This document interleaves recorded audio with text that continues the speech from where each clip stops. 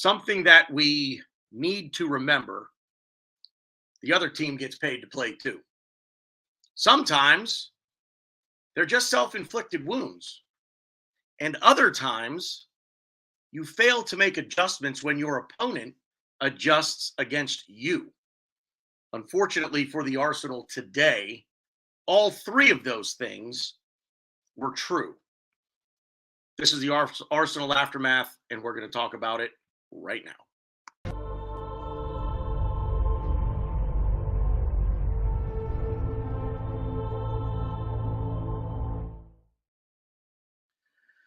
How's it? Not the result we wanted today. Unfortunately, we had an opportunity to make quite a statement. We failed to do that. I think the only statement we made is that we're just not quite there with the champions yet. Yeah, we'll get into it. Bearded Gooner here. You guys know who I am, flying solo behind the silver microphone of BG Media. Ryan will join me shortly. We might even get a special guest in the meantime, in between me flying solo here and Ryan getting here. So hopefully that will be the case. Yeah, if you caught me on Highbury Squad with Sophie, the other team gets paid to play too, which is what I said in the opening. And you sometimes you lose to a better team, and today I think we lost to a team that is still very much on top of the mountain, on top of the Premier League mountain in Manchester City. Self-inflicted wounds. We were awful in defense. Self-inflicted errors. Tomiyasu and just the horrible back pass to Aaron Ramsdale that led to De Bruyne's first goal. Schoolboy errors are going to lead to schoolboy results, and that's what we had here today. When we look at this, when we look back on this game, it was an opportunity for us to make a statement. The statement that I think we made, like I said, is we're just not quite there yet. We have a ways to go to get the maturity and the mentality to go into a game like this and finish it off. We need to finish our chances. We didn't do that today. Eddie, glorious chance. I mean, how many chances did Eddie have today? Two headers that that were brutal, that were just absolutely brutal from him. Across into the middle from I believe it was Bukayo Saka who put the ball in. I could be wrong. Eddie couldn't get to the end of that one. If he's not scoring, he's not really bringing much to the table for us. And the knee-jerk reaction in moments like this is, who do I blame? Where do I focus my anger? Where do I focus my frustration?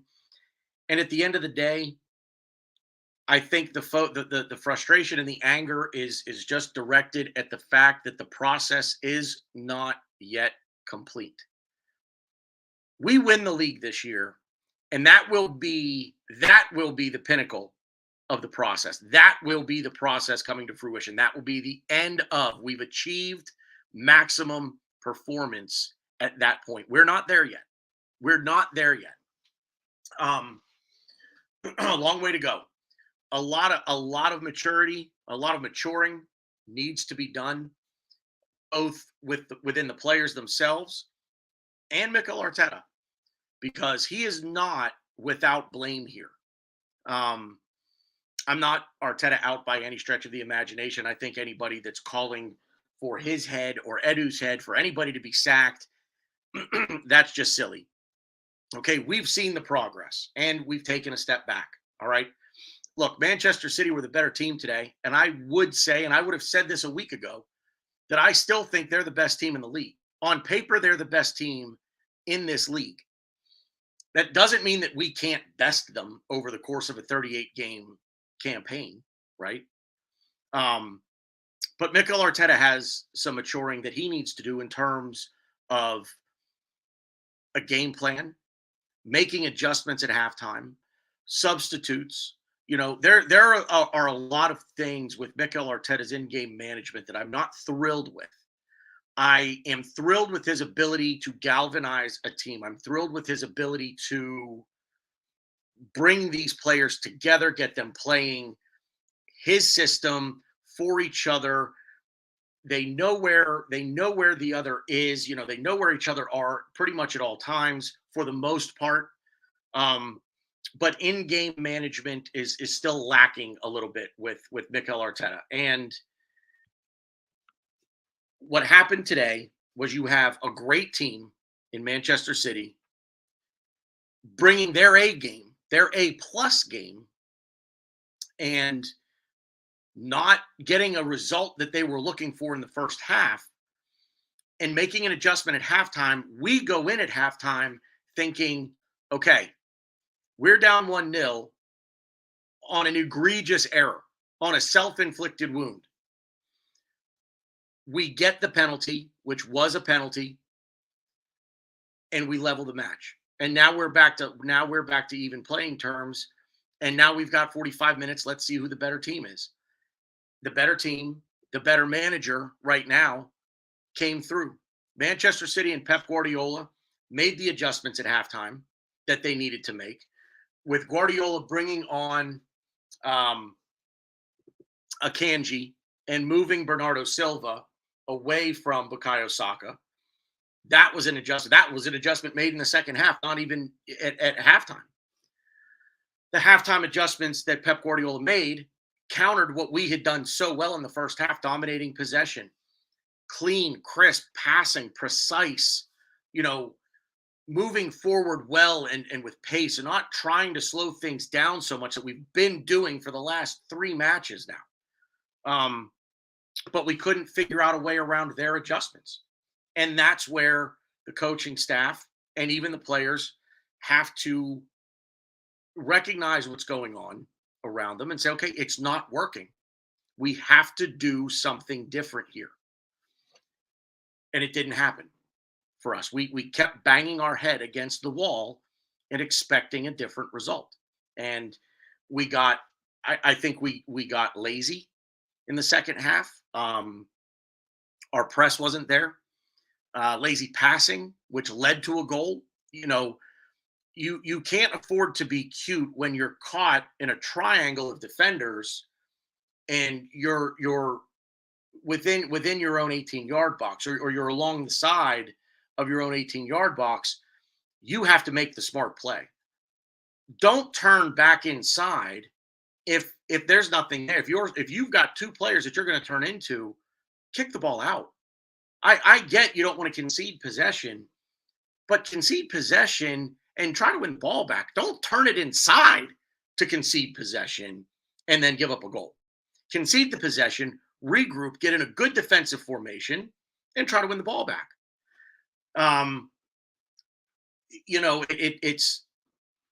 It's frustrating because we're a good side and we deserve to be where we are. We deserved to be top of the league as we've been for so long. And it's frustrating to watch and say, did Manchester City really beat us or did we beat ourselves?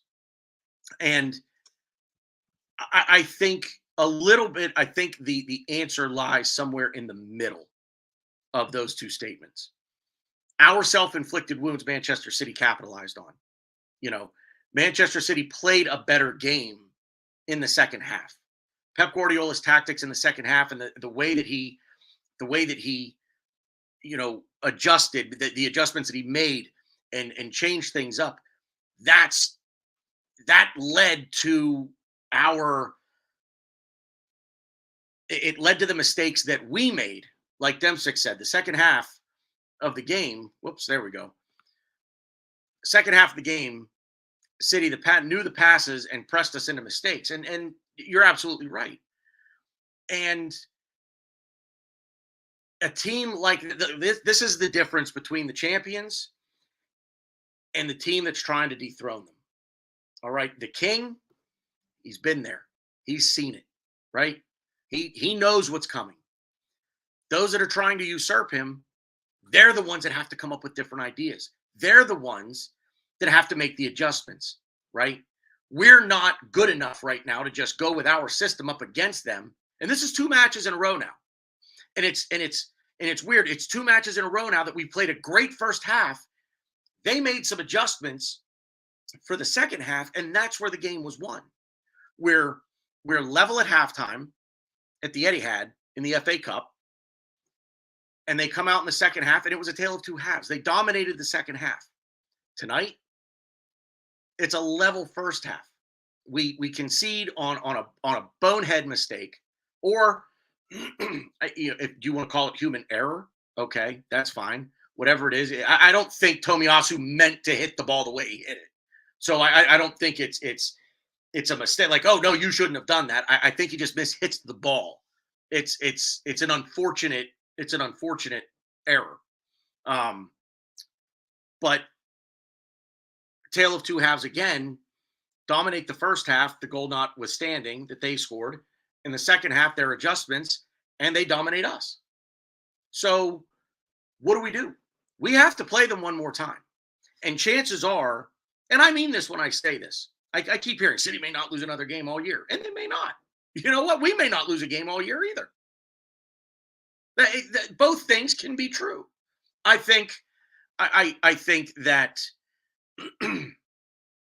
I think we will lose another game this year, but I also think City will lose another game. And let's not also forget that we still have a game in hand. So Everton on March 1st is our game in hand. We win that game, we go back above them as long as we maintain pace with them until then. And now the title race is on. Demsick, I said that earlier. The players need to learn to adjust on the pitch. That's part of the process. Absolutely. They have to be smart enough to say, okay, what we're doing isn't working. We've got to switch some things up here. That's where a player like Martin Odegaard, our captain, he's got to step up. Granit Xhaka, the experienced leaders of this team, even Jorginho, and I'm going to say this about Jorginho. I won't say that I thought he had a great game, but I don't think he was so bad. And I don't think Jorginho was poor at all. I think Jorginho had a very serviceable game. Had we come away with a result, a draw, a win, had we come away with a result and points, I don't know that we would talk about him other than to say he filled in admirably for Thomas Partey. He deputized well for Thomas Partey, end of. He didn't have a brilliant game, but he certainly didn't have a stinker. We didn't lose today because of anything that Jorginho did. If anything, he saved our bacon on one less goal in the goal difference column by kicking the ball off the line. Russ Morgan, it's over, baby. Russ, we have 15 games left to play. It's not over. All right. It is not over. I understand that we all want to jump off a bridge over the losses, and it's a poor run of form for us.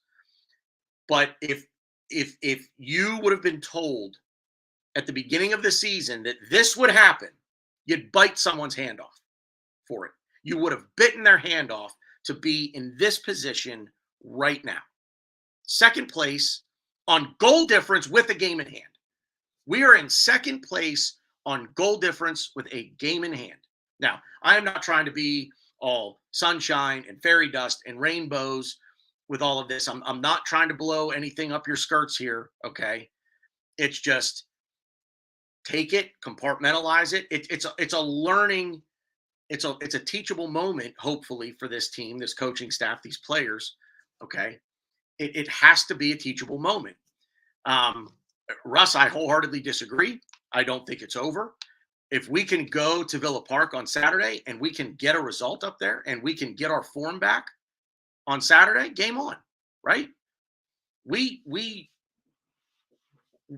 not out of this. We just have to start getting back to the things we've been doing before. We need to play much better defensively, because we have been poor. That, ladies and gentlemen, has been our biggest Achilles heel in these last 4 matches, is our defensive record.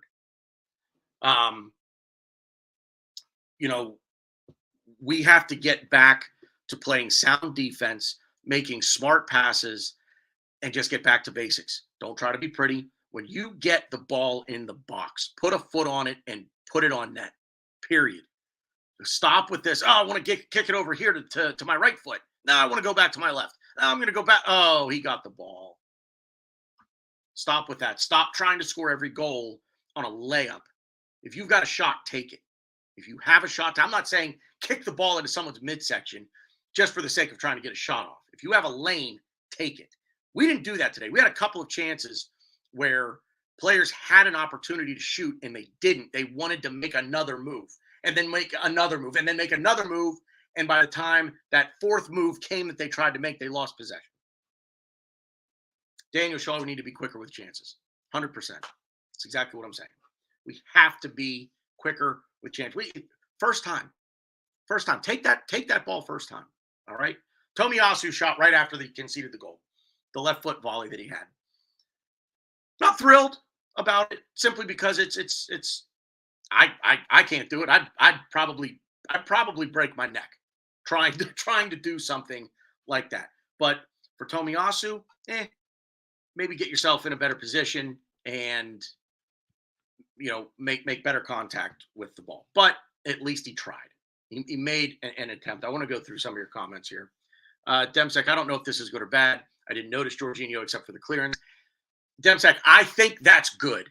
Okay. I look at that role and I say to myself, with the rare exception of jumping in on the play, perhaps being just outside the box or on a set piece, a corner, a free kick, that number 6 role, especially with the system that we try to play, I think if you're not talked about, no news is good news, if that makes sense. I don't think Jorginho had a poor game. I think Jorginho for the most part did exactly what he needed to do. His passing is top notch. He picked out some passes that I'm just and it started transition. It started a break. We got moving, and I really liked what I saw there. So anybody that's going to blame this on Jorginho or Thomas Partey not being the guy, I don't want to hear that because that has nothing to do with it, in my opinion. Ramses Placencia, welcome to the show, my friend. I don't believe I've ever seen your name in here before, but we appreciate you being here. Not saying Leicester or Man City, but they lost twice to us and still won the league. Long way to go, but the players in Arteta have to mature ASAP and learn how to manage games better. Can't say it better myself, yet I'm sat here trying for the better part of the last 20 minutes. But very well said. Need to mature and manage games better. Exactly. That includes the adjustments that I'm talking about. Teams are going to adjust against us. We have to adjust to that. It's what we've seen against. It's what we saw against Everton a week or 2 weeks ago. It's what we saw against Brentford at the weekend. Today's adjustments would have been different, I think. But you're absolutely right. Like Daniel Shaw says, I believe Daniel Shaw said it. Can't be one-trick ponies. I got to scroll back up there. And that's exactly it. And I've been saying this for a couple of weeks now. Look, the chinks in the armor are there, right? We've seen them rear their ugly heads over the course of the season. We've been able to survive them, right? Southampton, draw. Why? Southampton just they parked the bus, right? They just sat back in a low block. They clogged up the midfield. Couldn't do anything about it. Everton, Newcastle, Brentford. It's the same thing. We're seeing the same thing. We're seeing the same pattern here with teams that are just going to try to get a point and just absorb pressure, block shots, don't let us through. We need a plan B.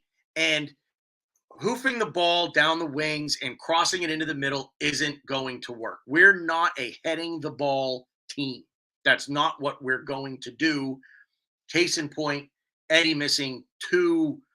I mean, he couldn't be more wide open. I mean, he just couldn't be, and he missed. And he just flat out missed.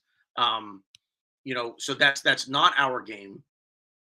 It's not what we're good at. So we need to figure out other ways.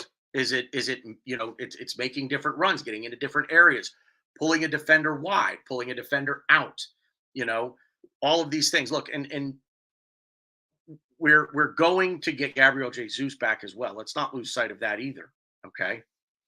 Um, Dempsey City have a big lump up front. He can receive the ball front. Oh yeah, I mean he's brilliant. He's a massive human being.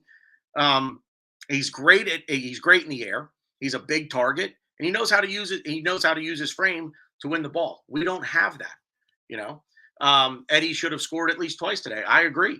I agree, Daniel. You can't miss those chances. He's all but in front of net, and I don't even know. I have no explanation for it. I have no explanation for it other than is it poor positioning? It could just it's just not his game. He's just not that good in the air.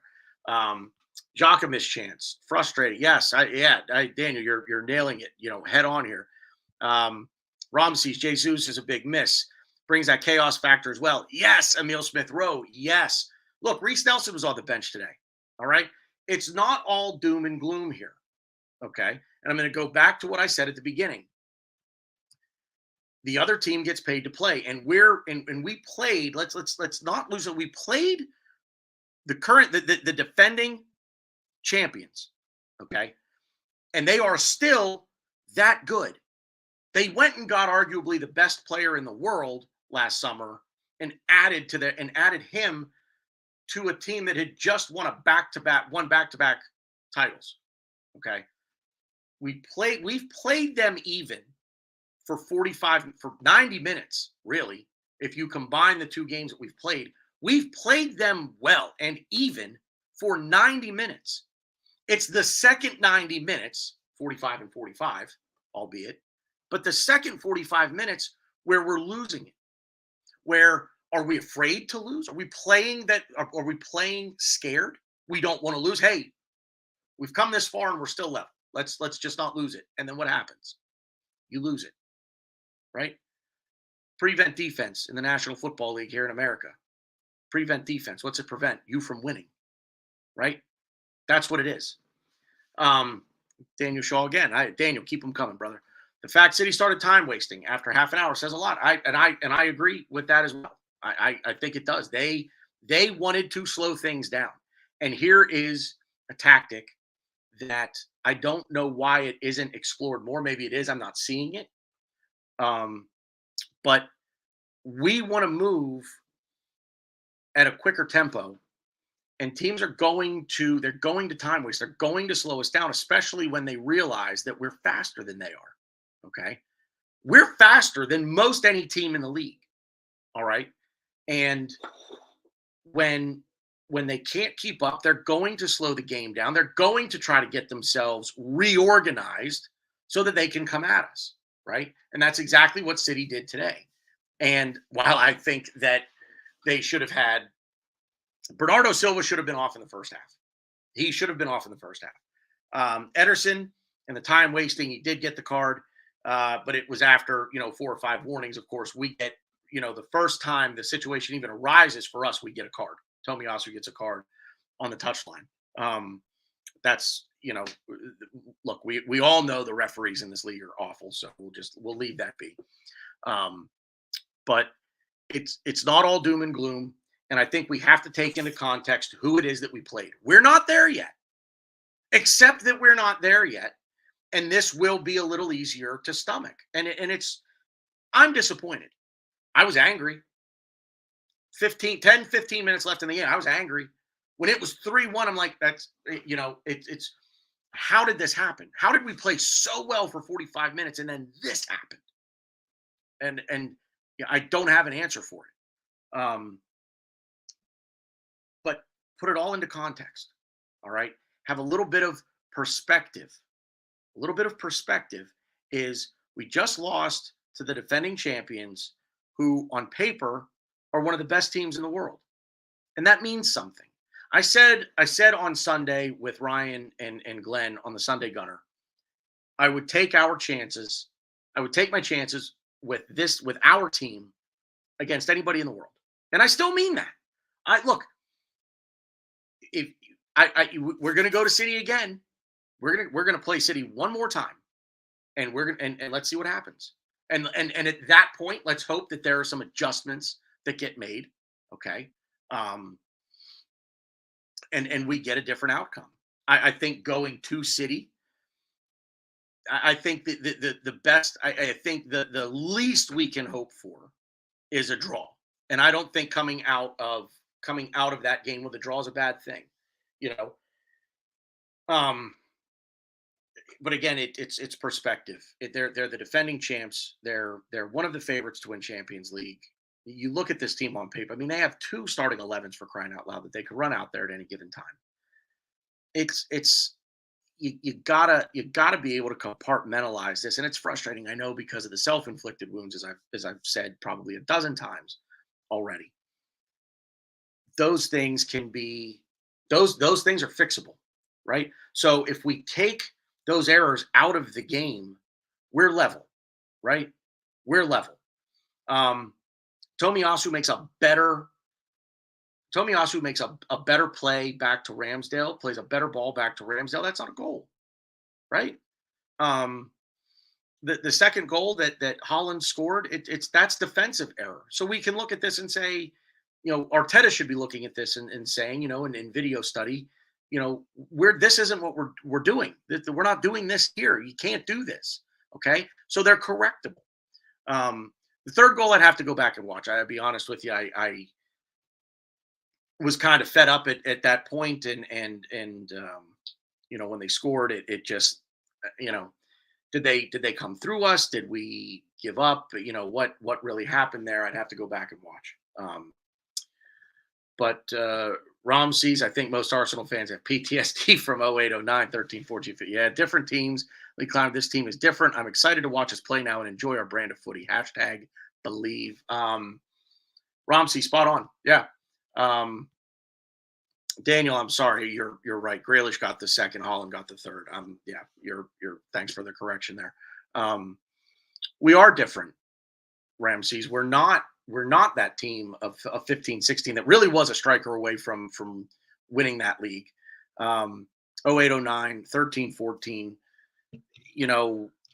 I don't think that this team, knock on wood, I don't think that this team is going to bottle it at the end of this season. I'm not saying that we're going to win the league. And I would not have said that we were going to win the league at the beginning of the year. That I have not allowed myself to really fall down that rabbit hole of we're the league favorites. We're going to do this. If we don't do it, we've bottled it. If we don't do it, we're awful. We need to sack everybody, fold the club, tear down the Emirates, turn it into a movie theater. I'm not in that crowd. I'm just not. I'm not that down. But there's hope that we could win it. There's hope every year at the beginning of the year that you can win it. But you knew that there was going to come a bump in the road, and this is the bump in the road. Now, we'll shift gears a little bit, and we'll talk about that bump in the road. Is it good that it's coming now and not 2 months from now? There are 102 days left in the season. Is it better that it's coming now and not 80 days from now? Well, that would only mean a couple of games left, but 60 days from now, in 2 months' time, where we hit that bad patch of form and completely fall apart at the end, and everybody gets a chance to catch us. I think this is the time. If we're going to have a bump in the road, this is the time we need to have it. And look who's here. Oh, yeah. What's up, buddy? Nothing. I've been going for a half hour. Thank God you're here because I need a break. Oh, you do? Okay. I'm old. I wake up 4 times a night to pee. So, no, I'm kidding. Have at it. So, by the way, Ryan, everybody, Ryan. Yeah, I don't know. It's interesting because before the game, when we found out about Partey, everyone was like, okay, well, this is going to be tough. A lot of people were very pessimistic and we're not going to win, If a draw is a win. And I won't lie, I kind of agreed with most of it. We're definitely significantly worse without Partey. And, I'm not going to hide the fact that I was not pleased with the signing Jorginho. Now, to be fair, I think it's a smart signing for January for the last 6 months. Yes. But, giving him his first real group of minutes, his first start, against Man City, I think that's, not what we wanted to do. And I don't think we really ever wanted to play Jorginho in games like this. He was more suited for, the teams where we're going to have all the possession, which, to be fair, we did have a lot of possession against Man City. But, yeah, I just overall, I wasn't very optimistic about the game. And I didn't really see a lot of optimism. But yet still, me, along with many of my friends and many of the people, my friends on Twitter, were still, let's get behind the team. And I completely agree. And then we lost, and then people overreact, and I'm not going to name names here. I think Tanner might know one of these people that I could be talking about that were very upset that we lost. Like, well, you thought we were going to lose, and then we lost, and then you're. I mean, I get it. Like, you're going to be upset that you lose, but it's like they're like, I guess it's almost as if they thought we were going to lose, and they wanted to kind of push that into existence, just to kind of like almost like reverse psychology, like, oh, we're going to lose, only for us to win. But yeah, they're just they're a good team. They're champions in England for a reason. I think a thing that's not going to be talked about enough, because I saw people on Twitter like picking apart Tomiyasu, picking apart Eddie. I was kind of a little, I don't want to say upset, maybe is the right word. I was a little frustrated that Arteta really didn't make the changes necessary. Pep made a few changes in the middle of the game. Saka was roasting Bernardinho, who cares? He's found Saka every other minute. He made the changes with him and Ake, and Saka really didn't do much after that. I think he had one or two more chances. So, Pep adjusted. He did a few other things with Grealish. He did a few other things with Diaz. And they played better. And De Bruyne, they played better. We didn't do that, and a real telling thing is, and I know we talked about this, and I wish Glenn was here, because Glenn was the person who asked us, don't you think Arteta is getting significantly better with the changes? And me and you both said no. And he was shocked. Well, I think this is one of those things where it's like, well, this is why, I thought they were giving Martinelli a lot of space, and he was still, being isolated as he has been the last few games. Couldn't really do much, but I think he was a lot better than what he has been. But we still take him off for Trossard. Like, why aren't we taking Xhaka off? Why aren't we taking who I thought Xhaka probably had his worst game of the season for us? He had like one or two really good passes in the first half, but since then he did literally no. I didn't see one thing he did right in the second half. I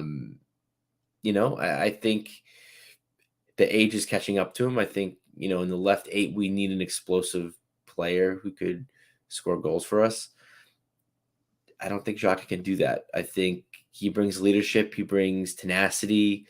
He brings IQ. But sometimes you just need a little athleticism. Sometimes you just need a little explosiveness, and he doesn't have that. So, and I said this on multiple shows, it's going to be very interesting to see us as a team when we have an upgrade at left 8. But yeah, no, I mean, it's upsetting. It sucked. I'm still like not happy, obviously, because we lost. But I'm not discouraged, because we dominated them the first half. I mean, I don't, maybe like a tier less than dominated, but we were the better team in the first half. And I think, when you're a team as young as we are, you're going to make mistakes, and we need to grow from them. And I think a big challenge for us is getting over the hump and winning the games we need to win, getting the hardware that we need to get. And I think that'll help us learn, and that'll help us be like, oh, like, we've been here, we've done this, we haven't been there, we haven't done that yet. And I think once we do that, I think it'll be a little easier for us to correct mistakes, be a little more confident with the ball at our feet, and then with the ball, not on our feet. But yeah, it definitely promising signs. So you're not all doom and gloom like I think most people are, basically. No. I was. No, I mean, I was. No, when I talked to you early when we were texting before the game was over. It was just one of those things like, you know, and it just you know, when that third goal goes in, it's like, you know, you got to be kidding me with this. And it's the self-inflicted wounds are what pissed me off. Not looking, because I agree with everything you just said. It's you know, how did we let this happen? You know, I think in the second half, I said, I don't know if you were listening before you got here, but I said, if you look over the course of 180 minutes of game time against them, half of it's even, and half of it they've been the better side. So you've got to learn from both, in my opinion. You've got to learn from being level with them and figuring out, how do we become the better team in that 90 minutes, and how do we level them on the second 90 minutes? Because in the first game, first half was even. We were the better team. Second half, they adjusted. They were better. Same thing happened today. So it's definitely not all doom and gloom. The signs are there, you know. And I said it earlier. We're just not there yet, you know. And I keep saying the other team gets paid to play too. It's that simple. They made the adjustments. Pep's one of the best in the world, if not the best in the world. So, you know, again, it's not time to jump off a bridge. We've given ourselves a cushion for top four. And I said that if I would have told you at the beginning of the season that this is where we'd be and this is how this would play out today, you'd have bitten my hand off for it, right?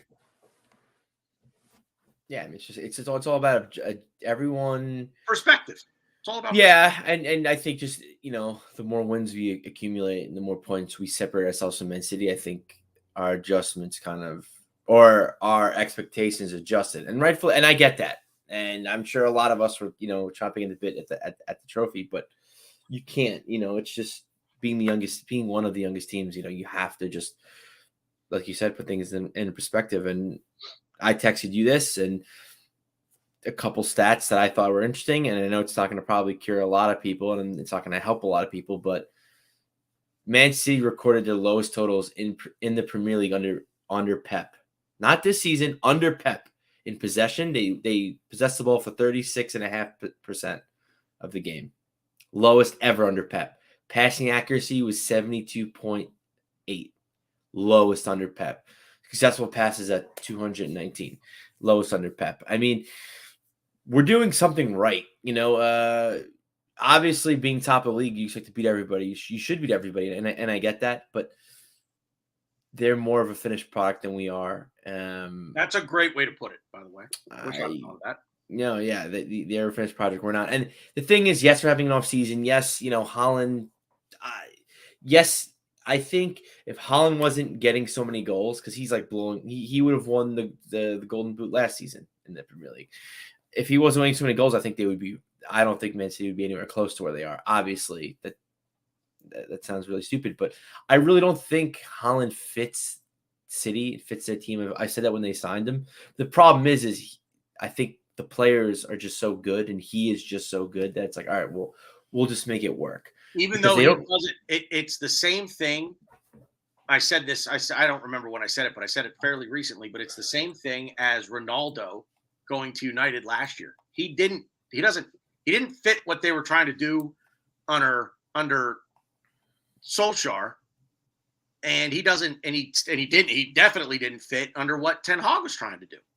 But what they tried to shoehorn him in and play a system to accommodate one player, and the players that United had and have weren't good enough to do that. Whereas the players at City have, even though, and I agree 100%, Haaland doesn't fit what they do. He is so good, and they are so good. They just figure it out. You're spot on. Yeah, they have. I mean, like, you know, it's also not that hard when you have the one in the world. You can just kind of like pay to sort your problems out. But yeah, no, I mean, we're also, you know, they're more of a finished product than we are, and we're also taking a very different path to get to where they are. So there's going to be hiccups. Yeah, I mean, it's not going to be without growing pains. The growing pains we got a lot of them out of the way with last year. built something, over the course of the summer with preseason and bringing in new players, but there's still going to be some growing pains. Look, even when we get to the pinnacle of the process, when we can look at it and say the process is now over, we are at maximum performance now, there's still going to be bumps in the road. We're not going to go unbeaten for the next 7 years. That's not going to happen. And every time we lose a game or we draw a match that we feel like we shouldn't have, are we going to jump off a bridge over it? You know what I mean? Like, let's just say that we land all of the transfer targets that we have in the summer, right? And we get them all in, and we start off next season gangbusters. We're going to lose a game. We're going to draw a game. Do you understand how? Not you. I'm just talking, but how difficult it is to go undefeated in this league. I mean, in any sport for that matter, it is incredibly difficult to do. Even to do what the Invincibles did is nothing short of I mean, extraordinary doesn't cover it. So I was angry, but I wasn't angry at the result as much as I was angry at the way we conceded the goals. Talk to me about the third goal. Talk to me about Holland's goal. I think I kind of quit paying attention. It was like background noise at that point because I was just so frustrated. Me too. I think I was texting you during the third goal. I was texting one of my friends because my friend literally texted me. I don't even remember. He texted me something stupid, and then they scored, and I was like, "Oh, great, fantastic." I don't know. I just we don't have what most people would say our most important player. We didn't have him, and we also didn't have what most would say would be our best player. So, it's. I don't know. I'm not worried. If we get to play City with 100% Jesus, 100% Partey, and they smack us around the park, then yeah, then we'll have something different to talk about. But I still think I still think they might. I still think they might smack us around the park with both of those players healthy. I mean, if our team has a bad if like most of our 11 have a bad game, maybe, But see, I don't think. But like that could be the same. That could be the same said for Southampton smacking City around, or going to like a Bundesliga and like the Hoffenheim smacking around Bayern Munich. Like, it's anything could happen because you're getting played. Right. You're getting paid to play football, so naturally you're going to have the chance of that happening. But no, I don't see it happening. I can't take shit on my cereals and be told it's chocolate milk. That's a great description there. Hello, Cool James. But I agree. I could take the losing. It's the manner in which we lose. That's what had me. Also, and fuck it. I'm going to give City credit. I think the first two goals, well, definitely the first one. I mean, Tony Alves' pass was terrible. Don't get me wrong, but why did he make that pass? Because Grealish was up his fucking ass, or obviously up his dick hole, but I said up his ass. It was just on his ass. Like, he had to. Like, their press was impressive. And I've seen City play, and I get it. They're obviously a fine, well-oiled machine, and like they're obviously a good team, the champions of England for a reason. But like watching their press, I was like, holy shit! Like, I thought we had a good press. Nah, they're like, I think that's an area of their game and our game where I could safely say like they're a level above us. Like, their press is very good, and we had a tough time dealing with their press. And I think Saliba did a fairly good job dealing with the press, but we don't have a back four of Salibas. Normally Tomiyasu was pretty good with the press, but he fucked up. He made a poor back pass. These things happen. It sucks. Don't get me wrong. Like, I don't like losing by three, self-inflicted goals either. But yes, they were self-inflicted, but in the same respect, like, they made us shoot us. Like, yes, we shot ourselves in the foot, but they had our wrist, and they had us pointing at ourselves in the foot with that gun. I don't think they get enough credit for their press. I thought it was very impressive considering how much we dominated possession. I was very surprised at how good they were at the press. Well, their press worried me. I mean, it really worried me. There were times where they just kept. I feel like they just kept pushing us further and further and further back. And again, I said on Highbury Squad with Sophie, if you look at the two teams on paper, gun to your head, who you betting on? Right? With Jorginho and Eddie? I mean, look, I'm going to be honest with you. I think I don't care. Just you could pick an 11 from our roster and an 11 from theirs. Who you taking? Oh, us. You think we're Yes. better? You think we're better than them at full strength? I think where they're weak, we excel. I agree with that. I agree with that. I don't think their back four is really all that good. I think Ake, who I said it on multiple shows, I loved him when he was at Watford. I wanted us to sign him, and then I knew he was on loan Chelsea. I was like, of course, because Chelsea have all the fucking players. And even when he joined City, he wasn't that good. And he's just, I don't know if it's his confidence went up or what's going on, but he is playing very well. He played 2 games against us very well. He played Saka 2 games very well. But besides that, their back four, I'm just not worried about it. Gundogan has a wonder goal in him every half year, but I think the Premier League is too quick for him. And it's coming from someone who's a huge German, and I follow the German national team, and I'm a big supporter of the German national team. Gundogan is great, but he's kind of, he's like their Xhaka. I think he's a good leader. I think he's a very good player technically, but I think sometimes the game is a little too athletic for him, and it's a little too fast paced for him. I still think he's a great player, and I think he still plays well for City. But if you really want to, when you're the top 2 teams in the league, when Arsenal and Man City, you have to kind of nitpick, and you have to kind of be like, well, you're pulling hairs. And I think Gundogan's probably just a hair, too slow for the Premier League. But is it? It's just. But see, I think where I look at it, I guess. And I also think Mahrez, Grealish, and Haaland they're individually great players in their own right. But I don't think they gel better. Oh, so put it this way: those 3 and De Bruyne, I don't think they gel as well as Jesus, Saka, Martinelli, and Odegaard. I think we flow more. We have more tempo.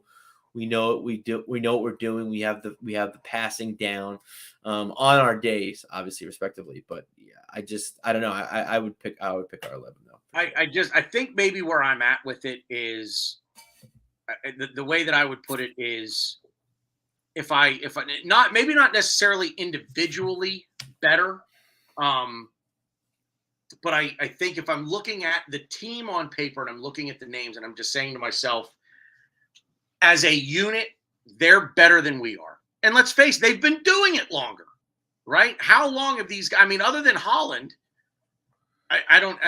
who else is in their line? Who else played for them today that hasn't been there, and had the opportunity to really mesh with these guys? I think overall, on the whole, I think their whole is better than the sum of their parts, if that makes sense. Whereas I think I think the same is true for us as well. I think the whole is greater than the sum of our parts. But I don't think that we're quite on that level yet. And I would bet them to win probably 8 out of 10 times against That's insane. That's absolutely insane. If it's right now, I'm not saying now in a year that'll change because we'll have experience. But in this moment, right here, right now, I would take them to win this game 8 out of 10 times. This game, but you're saying with Jorginho and Eddie? No, I'm saying even with Partey and Jesus, I would still take them to win this game 8 out of 10. But I don't get what you mean by this game. What's this game? This game here today, where we are. Well, they where didn't. we Well, are in the, Jesus and Partey didn't play hang on. today. Where we are in the Jeez. process, where we're at growing as a team. You know what I mean? Give me a full slate of healthy players, and I still think in this very moment, I still think they're better than we are. Next year, that could change. I don't know that it'll change in a month, and I think the next time we play them, which I believe is in about a month. When do we play them next? So yeah, is it right around a month? Like end of March? I think it's April. Hold on. Is it April? Okay. Early, you might early April, because don't we go back to oh back? no, I'm wrong. Late April, April 26th. It's not that. Oh, okay. All right. So here we go then. So in 2 months' time, it is possible that I could change my mind. I'm if even with a full slate of healthy players. It's so I feel like it's so hard for you to say that though. It's hard for me to say it too, I guess, in a way, because we have not seen this. We have not seen Partey and Jesus and the rest of our 9 guys play against this Man City team. So for us to be like, oh, like this, in 2 months, if Partey and Jesus are healthy, I'm telling you, it's a different. It's a completely different game. But at the same time, see, I also say this because I haven't seen Arteta make those adjustments. Pep made the adjustment at halftime, right? I mean, whatever he did, it worked. I'm not going to sit here and say it's just taking Bernardo Silva off basically his fullback role, his defensive role against Saka, and moving him back into the midfield, because he did that 15 minutes into the second half, whatever it was. You know, yeah, it was right around 60 minutes. They played differently in the second half. They were a different team in the second half, and that's where they have a gear that they can get to. I don't know, this team right now, full slate of healthy players, it doesn't have that gear right now. It doesn't have that gear. But this Man City right now that we've seen, I don't think they get to that gear very often. I don't. They don't have to. That's the thing. They don't have to get to that gear They got to it today because they had to. You know what? I'll go one step further. I don't know if they have that gear anymore because of the Haaland edition. I think they rely a little too much on his goals, and I also was talking to one of my friends who is a Man City supporter, and he agreed with me. I was like, honestly, I'm a little. I mean, obviously it didn't work out, but I told him, I was like, I would be almost more worried if Haaland didn't play, because there was a chance Haaland wasn't going to play or start anyway. Yep. I would be worried if he didn't play. But yeah, you know, I don't know. I think I don't know. I don't know if in 2 months Gabriel Jesus is going to be 100%. I don't know who I tweeted this, and I don't know if anyone saw it, but I don't know. I think Thomas Partey is a plant, because every time we have a big game or something where it's like, all right, don't get hurt, like we need you. Just next thing you know, oh, he's randomly just out of the lineup. Muscle. I'm like, wait, what do you mean? Like we literally need you for this one game. Like you could be out the rest of the season. Just give us give us 110% this game, and it's like, oh, it's very frustrating. And I will say this, because I stopped short of actually tweeting it. I think he's soft. I think he's HAWFT soft. Soft as in, what do you mean? Soft. I think he's soft. I think he's mentally soft. I think he's physically soft. I think his muscle, like I think no. Think about this. Built. Okay, I will. Every time, you just said it. Every time there's a big game, we need you for this one game. Everything up to that day was fine. He trained yesterday, full participant, no problems. Now today, biggest game of the season, he wakes up, oh, I got a bruise on my thigh. I don't think I could go, coach. Are you injured or are you hurt? Well, what's the difference? If you're injured, you can't play. And he's hurt. I don't agree with that. I think he actually did something. He's had the thigh problem has been a thorn in his thigh, no pun fully intended. But he's had the thigh issue. But why does it always seem to rear its ugly head in a game where we feel like we really need him? I don't know. Right, you don't know. Maybe But, I mean, to I me, wouldn't go that far. I wouldn't say that. I don't think he's it's a mentally little bit of soft. conspiracy theory shit, and I get that. But when I saw it, and then everybody, every media outlet, it's not thought to be serious. Well, if it's not thought to be serious, get your ass in there and fucking play. Well, we need They're him. goddamn, they're fucking hockey players that take skates to the throat that are like, hey, when can I get back? When's my next shift? And this dude's got a fucking Charlie horse in his thigh, and all of a sudden he can't. He's got a muscle spasm in his eyelid, and he can't play. I don't know. I'm not a doctor. I'm not the coach. I'm not there with him. I don't know. But I just find it it's starting to become a little too coincidental where in big games, he seems to not be available. And the best ability that anybody can have is availability. And he doesn't seem to have it enough. Now, that being said, do I think we lost today because he didn't play? No. I don't think Jorginho had a bad game at all. I didn't even. I honestly, most of the game, I didn't realize he was even on the pitch. I was like, is he playing? Right? I don't see him. But for his position, that's a good thing. Right. And I was like, oh, this is good. I didn't notice him at all. I noticed him. He made a really good pass in the first half, and then he made 2 challenges that I was like, he should have gotten carded. He didn't even try to play the ball. He played the man, and both were called for fouls, but no card given, which fine. But other than that, I didn't. The second half, I didn't see him at all, other than the clearance off the line. But like you said, that's a good thing. No, right? Yeah, it's a good. In that position, no news is good news. I think Thomas Partey is more dynamic than he is. I think he's a better yeah. Like Partey, you notice it's his position. Yeah, it's good that we didn't notice him, but I think Partey, that's what makes him so good, and that's why he is always in the 11 if he can play. You do notice him, but it's obviously for good things. And right now, I mean, to be fair, he has his bad games, and you do notice that too. But yeah, there were a couple of times, especially in the first half. I didn't notice it much in the second, but I noticed it at least twice in the first half, where Jorginho stepped up to try to win the ball, and he just got obliterated. I mean, he just got run past like I don't know. Yeah, there was one chance where he they just ran past him. Well, he stepped up and just right around, and it happened at least twice that I can remember. Because I'm like, oh no, don't do it again. Yeah. But I don't know. Ramses, keep the faith, fellas, doesn't it? I'm not. Again, I'm not. I was pissed off, but I was pissed off, and I'm going to be pissed off until we play again on Saturday because it sucks, and we gotta live with this for the next 2 days.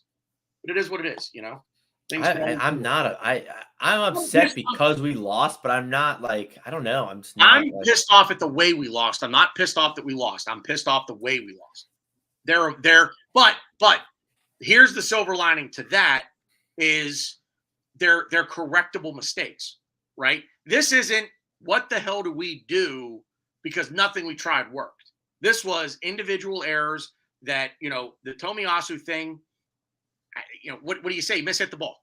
That's it. He wasn't trying. That's not what he wanted to do. He was trying to hit it back to Ramsdale. He just didn't get good contact on the ball. I give Grealish a lot of credit for his press. Yeah. I think he made. I think Tomiyasu is normally very composed. I would say probably the most composed Arsenal. I mean, Bar Saliba, I think he's probably the most composed player in the Arsenal team.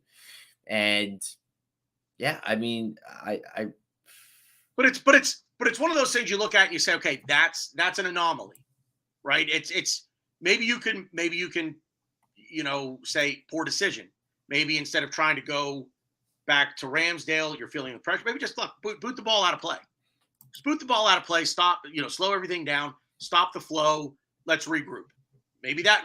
But either way, we can look at it. If you're Arteta, you go to him and you say, okay, look, what did we do wrong here?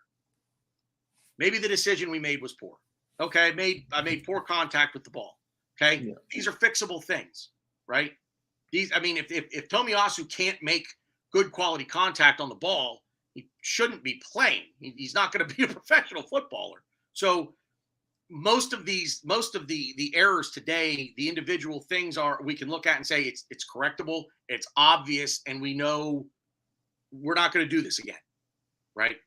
So that's the positive of the errors that we made today.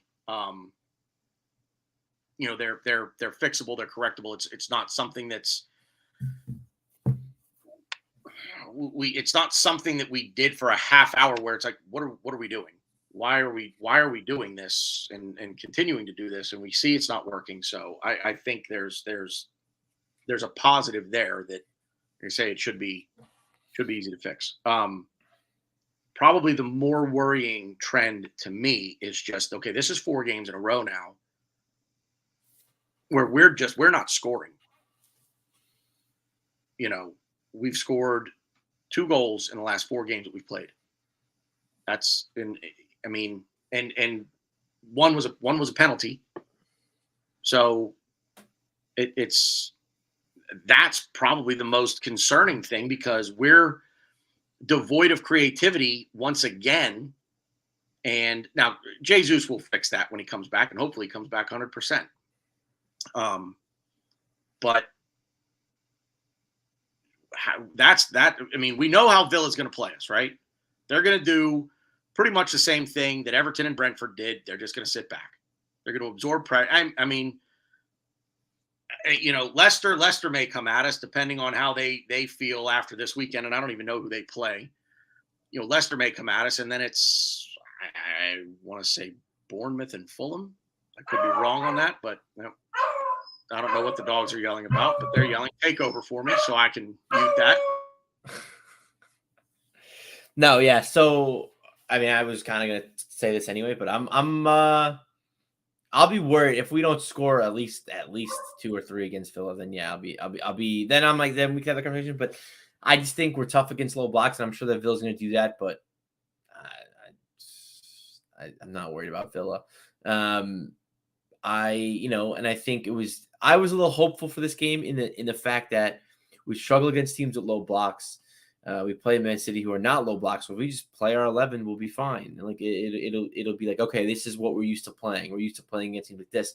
And to be fair, I know stats don't say everything, but statistically, we did pretty well against them. I know it doesn't mean anything. It doesn't really mean anything to me, but it gives me a little hope. But yeah, this Villa game is going to be very interesting. I think this is going to be the biggest litmus test. Like, okay, if we don't really, I don't even want to say we're to hammer them, but if we don't I do expect to dominate them and have most of the possession. But we have to beat them by more than 2 goals. It can't be a close game. We need to put goals in, and we need to kind of reassure ourselves, because again, we need to be there without getting, if that makes sense. We need to be there without getting there. I think our biggest issue is we've never been there. So it's like, how do we get there? We've never been there. Like, this is tough. Yeah. Now we're struggling. What do we do? The panic kind of sets in a little bit. Panic's maybe a little bit of an exaggeration, but it's kind of setting in a little bit. I think once you get there, you're like, oh, this wasn't so bad. But the problem is we got to get to that point. It's like applying for a job where you have no experience, but you can do it. But nobody will give you the job because you have no experience. And it's like, but how do I get the experience without having the experience? Yeah. You know what I mean? That's what exactly. No, I get it. You're absolutely right. How do we get to the top of the mountain without ever having been to the top of the mountain? We don't know the way there. So we have to, I don't want to say hope and a prayer kind of thing, but we've just got to do it. And, Tim Howard said on the pregame that we're just kind of young and naive, and, we have to get back to that. Everybody, it's funny because we went 8 points clear, and everybody, okay, they're here now. This is Arsenal's title race to lose. And as soon as that agenda came out, that was the beginning of this fall from grace a little bit, if you will. And did it get to our heads? Are we feeling the pressure now? I don't think we're feeling the pressure. I think the FA Cup against City knocked our confidence a little bit. I think that played a role. But then Everton, and we had what? Because we played City in the FA Cup on a Friday, go to Everton the fall like 2 Mondays after that. So we had a long break off, long time to sit there and stew on what could we have done differently against City. And, I just, Everton, of course, new manager bounce, blah, blah, blah, early start. I heard all the excuses under the sun about why we lost that game, but then Brentford, and while, yes, a game we should have won, we didn't. Whether, no matter the referee error, you've got to overcome that. You just have to, those are things that champions overcome. And then today, it's the naivety could be gone now. Now I think, and Matthew De Souza, hard to see us keeping a clean sheet versus Villa. Villa and Unai Emery will smell blood. I think a lot of teams are smelling blood now. I think a lot of teams smell blood in the water now, and teams like Aston Villa. Leicester, I think, may come at us. I don't know who's after Leicester. I know Fulham is like fourth down the road for us right now. But those teams that are mid-table, bottom half of the table, this is what they're going to do. They're just going to set up in a low block and just, okay, come on. If you can beat it, because we don't think you can. And right now, I don't think we can either. But I do agree that we need, against Villa, we got to blow their doors off, man. We got, it's got to be 3-0, 4-1. I'd take 2-0. But it can't. 1-0 is not going to instill a world of confidence in them. So, and it's funny. I'm going to contradict myself again, like I always. Well, and I was about to contradict myself too. But I would actually like a 1-0 because they. So I just looked. They have scored in every single game since they lost to Newcastle 4-0 in October 29th. So they score. They like to. They're intense. Ollie Watkins likes to go for it. And while they do, in a way, sit in a low block, and I could see Emery almost reverting back to his old Arsenal days where he's like afraid to lose, not care about winning. He just doesn't want to lose. Could play into our hands. I don't know. I'm very curious. How Emery sets up. But we have to. If we don't keep a clean sheet, we have to beat him by more than 2 goals or two. I mean, if we win 3-1, I guess it's fine, and we dominate him, it's fine. But I don't know. It's going to be interesting. I also, and I know we've been saying this. I really want to see Arteta really kind of. I don't want to say experiment. That's not the right word, but I just want him to be able to bring on Trossard, not for Martinelli. Bring on Trossard for Xhaka. Bring on Trossard for Eddie. Change things up a bit. And that's another thing I'll give City credit for. It's we talk about they're not even in their top gear. They were doing they've been doing some weird shit with their formations. They played with a back 3. Bernardo was a fullback. They were doing some weird fucking Dr. Frankenstein shit. It didn't work, but they still won.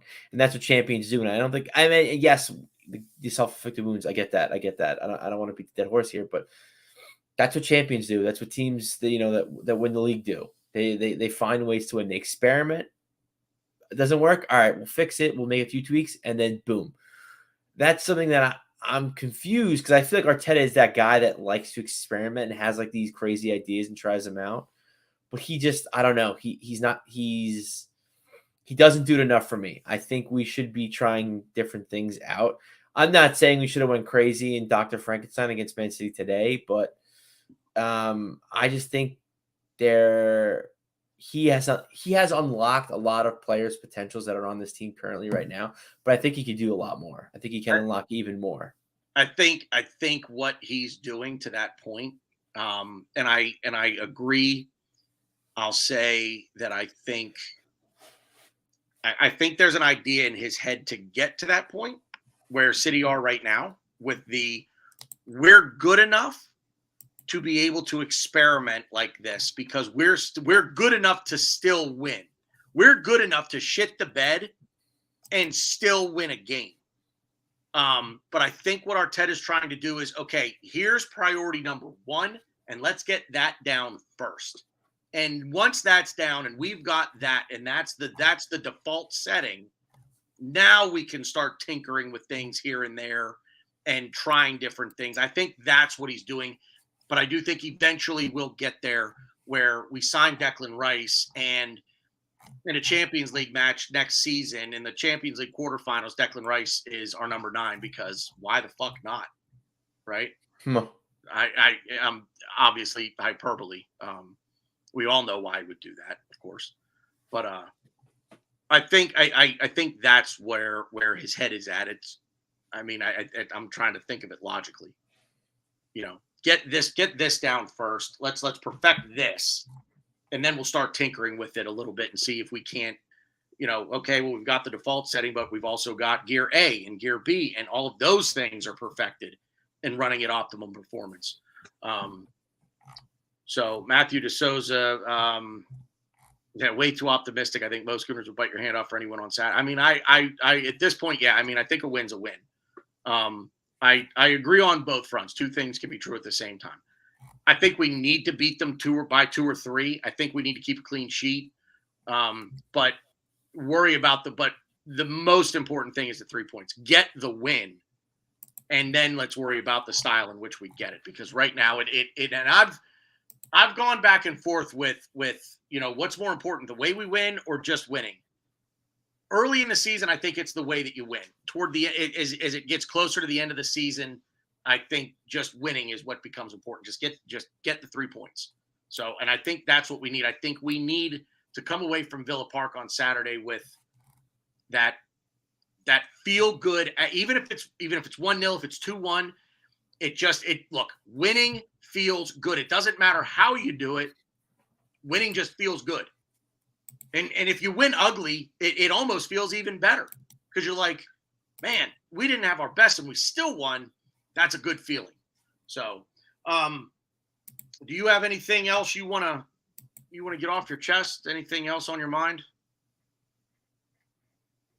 No, not really. I mean, I said it already, but I hate being the guy. I don't want to be the one that takes charges because I've had such a past as player. But I mean, and people have said it. I'm not saying no one said it, but I don't know.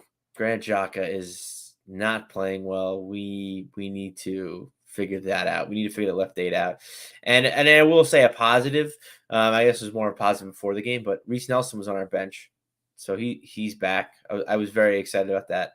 So next is ESR, and on, back to the drawing board, and it's gonna be interesting. I didn't tell you this, but I'm going to a buddy of mine's bachelor party over the weekend. Going to a casino, so I got to be up at 7:30 in the morning, and I'm going to be in the casino watching the game. Nice.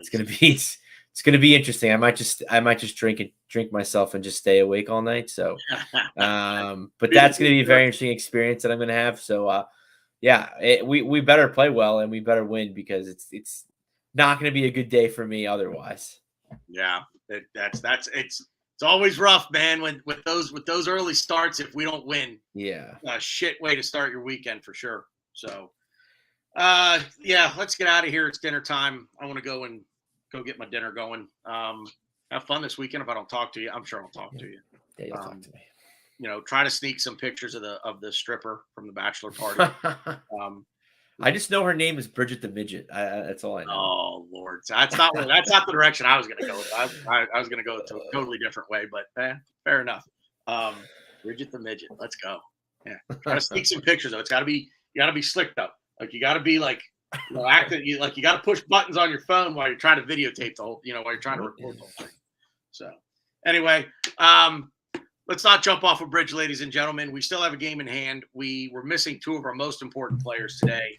We're starting to get some players back healthy, and we will learn from this. So until Saturday, we hope we get 3 points at Villa Park. And if you haven't already, please subscribe to the channel. I know we had a lot of people, a lot of new faces in the chat today. Thank you all for coming over. So please subscribe to the channel, drop us a like or a dislike. Either way, just interact with the stream.